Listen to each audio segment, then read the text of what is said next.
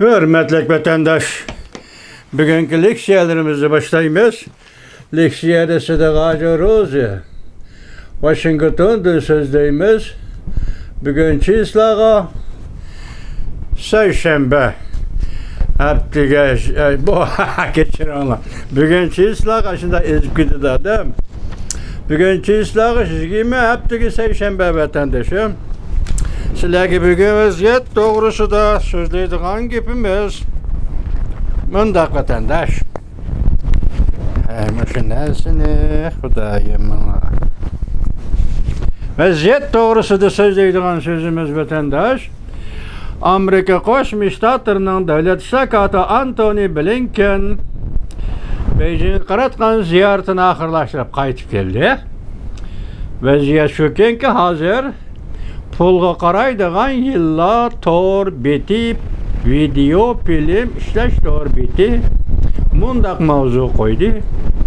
Hozir Janubiy dengizda Amerika Qo'shma Shtatlarining Reagan belgilik avtomatka zarbadarlar gruppasi bilan Cumhuriyet Kompartiyasining 5 tane harbiy parxoti bir-biriga divaylashdi yoki tirkashdi degandek shundaq asosda bir xabar keldi vatandoshim.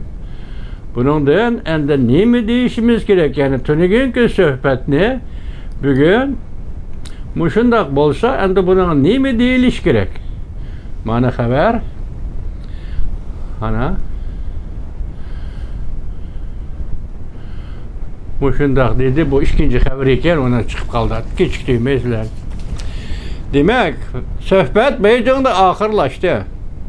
Hozir dengizda yoki Tayvan bo'g'izi Janubiy dengizda Amerika Qo'shma Shtatlarining Reagan belgilik avtomatik zarbadarlar gruppasi Xitoyning 5 tane harbiy parxoti bilan tirkashdi. Amaliyotda hozir bu to'g'rida yoki mushqatim Antony Blinken davlat ishlar kotibining Beijingni ziyorat qilishi to'g'risida xilma-xil fikrlar chiqyotdi.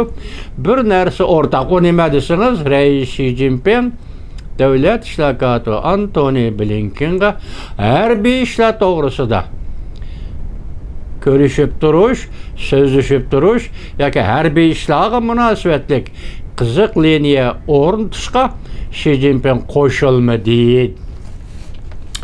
Ondan boshqa torbatdoshlar va yoki maxsus sonda obzor yozib baho berguvchilarning xabariga asoslansangiz, bugungi hisobda hozir Cumhuriyet Kompartiyasi va uning rahbarlik gruppasi Amerikaga duch kelganda bo'shab ketdi. Yoki bu qatim davlat ishlar kotibi Antony Blinken Beijingni ziyorat qilganda va ziyoratda davlat boshliqlari Jungoning davlat boshliqlari bilan uchrashganda davlat boshliqlari bo'shab ketdi. Rais Xi Jinping bo'shab ketdi. Buning ichida faqatla diplomatiya ishlar bo'yicha ishxonaning mudiri Wang Yi yana qattiqlik qildi degan gaplar o'tirg'i chiqdi. Bugun sizlarga tayyorlagan leksiyamizmi dal mushu bo'shab ketdi degan mazmundagi leksiya edi vatandosh. Endi hozir qarab boqaylik. Yaqinda Jungoning yangi saylangan vaziri Li Chang Yevropaga ziyoratga keldi. Asosli ikki davlat. Birinchisi Fransiya, ikkinchisi Germaniya. Hozir bu to'g'rida nimalar bo'ldi, nima suhbatlashdi, tafsiliy xabar ma'lumot yo'q.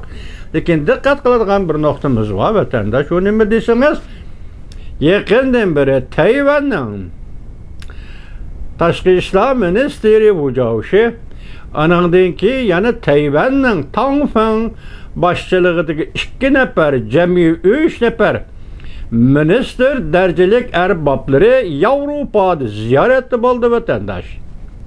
Yevropa İttifaqidagi davlatlarda ziyoratda bo'ldi. Bunga hayron qolasiz. Biz buni Tayvanning diplomatik faoliyat qatim soni ko'paydi. Tayvanning Yevropadagi diplomatik faoliyatlariga sahna hozirlandi. Tayvanning diplomatlariga Yevropada sahna nutuq so'zlaydigan sahna hozirlab berildi deb tasvirlaymiz vatandosh. Nemishqa? Mesela Tayvan'ın Tashqi ishlar ministri Wu Jiaoshi Chexoslovakiyani ziyorat qilganda sahni shunday hesab berildi. Chexoslovakiyaning prezidenti bilan Tayvan'ın Tashqi ishlar ministri Wu Jiaoshi bir sahnada faoliyat qildi, bir sahnada nutq so'zildi vatandoshim. Biz hozir sizga dedik, Tayvan'ın diplomatları doğrusu bu haberini, endi ikincisi Jungo'nun diplomatları. Bundan burun biz sizlerge sözlep geldik mesela Xi Jinping'nin elçisi, Ukrayna, Rusya tinchlik elçisi, uruşun to'xtatish doğrusu tinchlik elçisi Li Hui. Bu kettima, onun kendili Jungo'nun Tashqi ishlar ministri Qin Gang, Germaniya qatorliq davlatlarda, Fransiya qatorliq davlatlarda ziyoratda bo'ldi. Onun kendi nazır Li Chang, del hazır Fransiya, Germaniyada, Avrupa'da, kısıksı Avrupa İttifakı ziyarette bulunuyor. Bir taraf Tayvan'ın diplomatları, bir taraf Jungo'nun diplomatları. Avrupa bu sahneni diplomatlar sahnesine koyup duraylı.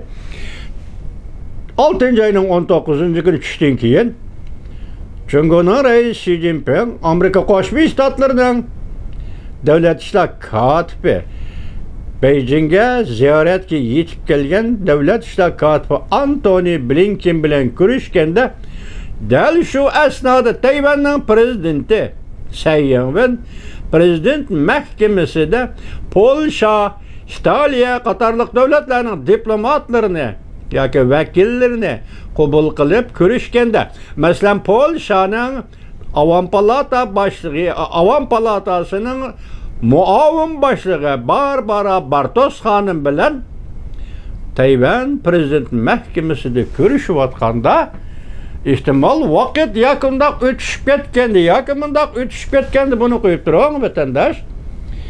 Del şu vakitte Amerika Qo'shma Shtatlarının Devlet İşler Katibi Antony Blinken Beijing'de reis Xi Jinping bilen görüşüp atkan vakit buluşu mümkün vatandaş.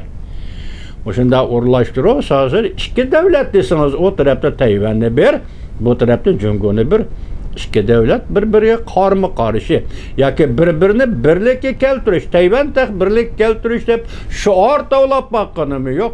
Hozircha bir Tayvanlik siyosiy arbab hukumat tarkibidagi u asla mumkin emas. Hukumat sirtidagi bir siyosiy arbobning Tayvan'da qaysi matbuot yüzü Tayvan mustaqil bo'lish kerak deb bir parcha maqol yozganini men anglab boqmadim vatandosh. Tayvan shu holatda, lekin Tayvan jimjim harakat qilayotgan bir davlatdir, harakatdir diplomatiya sohasida. Hozirgi selektor shu bo'ldi. Endi boshda biz sizlarga nima dedik? Amerika Qo'shma Shtatlarining Reagan belgilik omadkisi bilan Jungo'ning 5 tane harbiy parxoti tirkashdi dedimi yoki bir-biriga divaylashdi dedimi, mavzuni topay desam saqlab qoldi ekanman, kechiringlar. Bu pulga qaraydigan yillar 1 soat ilgari yetib keldi. Suhbat oyoqlashdi allaqachon 1 soat ilgari bugun seshanba kunda yetib kelgan xabar. Buni bu yerga qo'yib turaylik. Arliqda hayron qoldigan bir ish bor vatandosh. Buning o'zi nima desiniz? Burun Tayvan'da Chen Wenxi Hanım degan bir xonim bor edi. Bundan 20 necha yillar ilgari.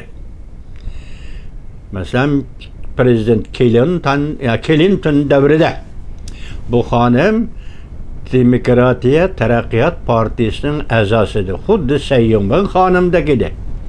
Shundoq faoliyatchan edi. 1998-yili 6-oyning 27-26 kuni Amerika Qo'shma Shtatlarining prezidenti Clinton Beijingni ziyorat qilib, reis Jiang Zemin bilan ko'rishgandan keyin bu kishi Tayvanda bayonot e'lon qilib, Demokratiya Taraqqiyot Partiyasidan chekinib chiqqanligini, endi siyosiy faoliyatlarga aralashmaydiganligini e'lon qilib chiqib ketdi. Shuningdek keyin bir oz vaqtdan keyin bu ayol tashviqot, targ'ibot, ya'ni axborotchilik sohasiga kirdi. O'zi maxsus axborot televiziya stansiyasi qurdi vatandosh. Nima uchun chiqib ketdi shu vaqtda degan gapi bu ayolning sababini ko'rsatmadi. Vaziyat o'zgardi dedi. Prezident Clinton Beijing'i ziyaret qilishi verirler. Çin Minshi Hanım dedi ki, ne mi dedi? Vaziyet özgerdi. Şunun için ben endi bu işlerin men için artık çıkelliğini his qilib, siyaset sahasından çekinip çıktım degan mazmunu şunda bayanat e'lon qildi. O hanım ki rak kesili olup kaldı Tayvan'da vatandaşım. Onun keyinki takdirinden qanday bo'lganligidan xabarim yok. Lekin şu kişi işleyen Tayvan'dan hazır ben şundaq çağıldım. TVBS televizyon stansiyasi hazır işlevatıdı. Bunu uzay ve Türkiye'den qarısınız, yaktır xiyaptın işleş usulüden qarısınız. Bula asaslığı Amerika'ya karşı faaliyet bilen şug'ullanayotgan televizyon stansiyasi vatandaş. Ben şuna koyayım, şuna hüküm kılmaya bu televizyon stansiyasini. Asli Çin Minshi Hanım'ın meydanı Amerika karşı duruş emas herkes. Şu vaktki meydanda esiniz. Ben neymiş ki bunu misal kılıp keltirmekçi. Bu televizyon stansiyasi yakından biri iki kıtım, iki cümlede bir haber verdi. Nimeden? Prezident Sayyivin'in muavini Leyşing'de. Muavin prezident 2024 yılı saylanma qatnaşıdı. Tayvan'da. Hazır Amerika Qo'shma Shtatlarının Davlat ishlar kotibi Antony Blinken Beijing'e ziyaret ketayotidu. Ansirayotgan dunyodagi birdan-bir kishi dal muavin prezident Leyşing'de. İki qitim xabar ko'rsatdi, to'xtama saqlab qo'ydim. Men bu to'g'rida ayrim to'xtalmay vatandoshim turib tursin. Hazır Tayvan'da 3 partiya, Kuomintang partiyasi, Demokratiya Taraqqiyot partiyasi Sayyivin'in hakimiyet başıda. 3. partiya yeni kurulup hazır bu iki partiyadan oldu o'tib oldu. 3. partiya nima Ko'minji, sobiq Taybey shahrining boshlig'i Ko'minji, Frala partiyasi, Xalq partiyasi qurdi. Hazır bu 3 partiya bo'ldi Tayvan'da. Hazır el rayını sınaş tariqsiz bulayotgan gap so'zlar qarasangiz, Tayvan'da hazır bu Ko'minjiga qurgan partiya, Xalq partiyasi ustunlikka erishyapti. Demokratiya Taraqqiyot partiyasi qilib qilyapti, Kuomintang allaqachon qilib qilyapti. Tayvanning bugungi siyosiy vaziyati shu.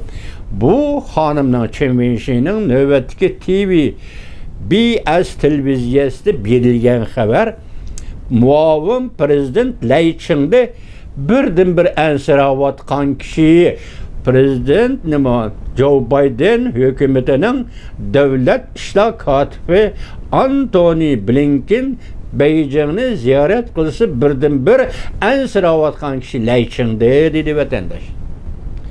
Bu to'g'rida hech qanday yashmayaki bir nima bermadi o'tirg'a. Biroq mushunda xabar o'tirg'i chiqdi. Endi hozir men sizlarga aytdim. Pul qaraydigan yillar nim dedi?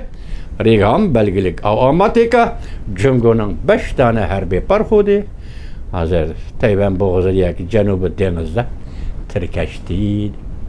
Tunigun Beijingdan qaytib keldim. Davlat ishlar kotibi Antony Blinken.